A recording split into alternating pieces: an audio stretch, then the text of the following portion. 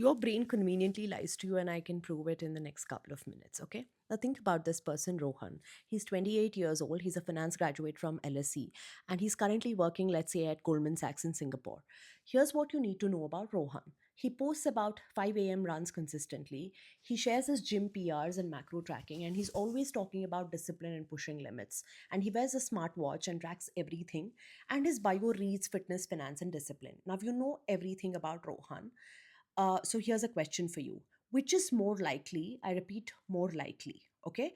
Option A is Rohan is an investment banker, or option B, Rohan is an investment banker and has completed an Ironman triathlon.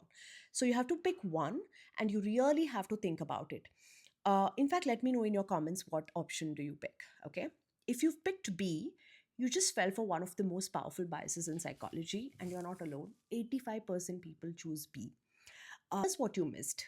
B is literally inside A. Think about it. Every single investment banker who's done an Ironman is first an investment banker.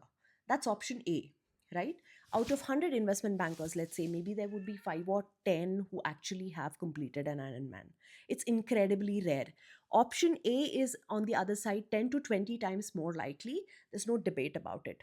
So why did we fall for it? Because our brain heard finance guy who posts gym stuffs and talks about discipline. Our brain said, obviously he's done an Ironman, right? That narrative was too perfect. Our brains take a shortcut. So instead of calculating probability, we asked, okay, which option sounds more like the Rohan I imagined in my head? This is called conjunction fallacy. Okay. So option B tells a better story. It's more vivid, it's more satisfying, but storytelling is not statistics.